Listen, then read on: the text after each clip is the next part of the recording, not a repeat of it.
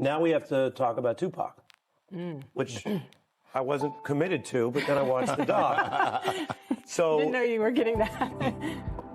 you have a lot of people saying stuff in there that makes it sound like maybe he was responsible for that murder, which has never been proven. That's a very serious But thing. you have Keefe D and over in Vegas now, getting ready to go on trial for that case, saying those things. I told you can't trust these niggas. Now Puffy done killed Tupac, man. So do you think Puffy was involved in the shooting? Only they can answer that question. I have my own opinion, but I wouldn't slander their name like they did mine. I wouldn't say things that I knew, you know what I mean? I believe so. I do believe so. I have proved things that I can say that will back up my claim, but this is not for the world to know about. You know what I mean? It's between me and him, and only he knows. So every time he say it didn't happen, or that's the only thing that makes this become an issue to everybody. Guys with me, Thug Life guys, and we heard what he had to say. He basically said he ain't have nothing to do with my brother's murder. We don't talk about things that are nonsense. Do you think he was lying? Quite possibly, and it's kind of looking that way.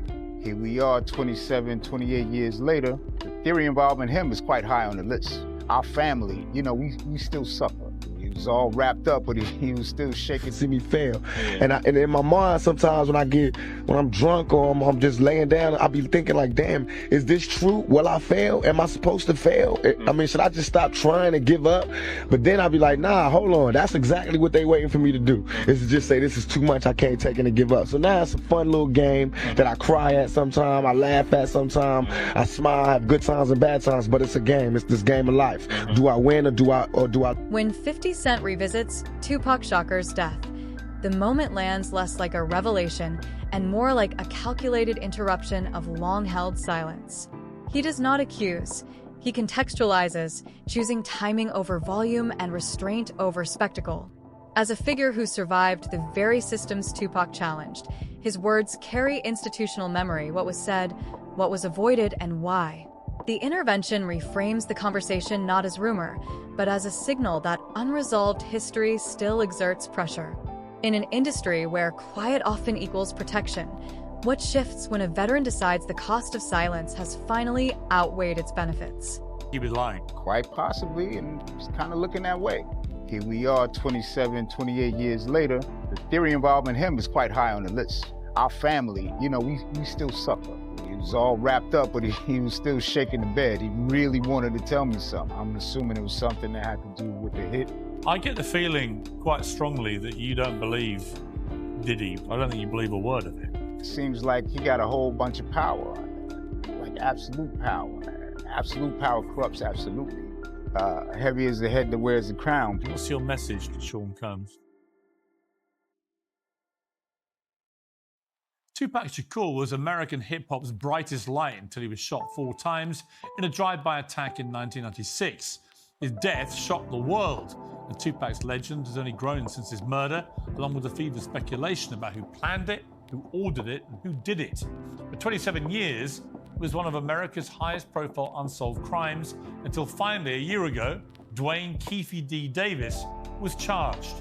He bragged about being inside the Cadillac from which the fatal shots were fired, albeit not by him, and awaits trial as the last surviving suspect. But there are many unanswered questions and a tangled web of claims embroidering notorious figures and an infamous East Coast-West Coast gang rivalry.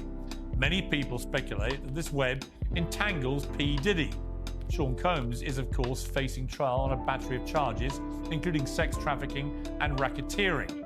With his alleged crimes under the spotlight, members of Tupac's family have this week hired an investigator to examine the links between Diddy and the murder. And joining me now is Tupac Shakur's brother, Mopreem. Well, Mopreem, thank you very much indeed for joining me. Good afternoon, good morning, good evening. I don't know what time it is there. It's like early evening in the UK. Are you in LA? Currently. Yeah. Shout out to all of my people across the pond. Well, it's great to have you here on Uncensored. We're very keen to talk to you because obviously a lot has happened to P. Diddy in recent weeks. He's now languishing in prison. Let me start first of all, your reaction to what's happened to him. My favorite thing about 50 Cent's Netflix Diddy documentary is how he built a timeline off of this information. And one of my favorite parts of this documentary is them really getting into the timeline of events when it comes to Tupac and Biggie. And it really gives us a lot of perspective from people that were close to the situation, and a lot of people allege in this documentary that they believe that Diddy was very jealous of Tupac. And they pretty much go through everything from the quad incident and Tupac believing that Puffy was behind it, like he said in the Vibe interview, and they lay out this whole timeline of the downfall happening perfectly, in my opinion. We are even hearing from Greg Kading, the detective that worked on Tupac and Biggie's case in this documentary. He is the investigator that did that proffer agreement with Keepy D way back in 2008, where Keepy D alleged that Diddy tried to offer him $1 million to take out Tupac and Suge Knight. And Tupac's trial with Keepy D is coming up very soon in early 2026, and we know that Diddy's name has been dropped at least 200 times during these proceedings already. So this is one case that I am definitely waiting for and I am going to cover. In Keepy D's 2008 proffer agreement, he alleged that Diddy's friend Zip Martin is the one that gave him the weapon that was used to take out Tupac. And Keepy D told the investigator Greg Kading that Zip Martin had a special compartment to keep this weapon in his car that he drove to Las Vegas. And in this documentary, we have Greg Kading confirming that Zip Martin did drive the same type of vehicle that Keepy D alleged to Las Vegas this night. And then during this documentary, we heard from the former president of Bad Boy, Kirk Burroughs, who alleged during this time, Diddy had him hiring a whole bunch of people and getting cars to drive to Las Vegas. And he is now very curious into why Diddy wanted to do this. And he said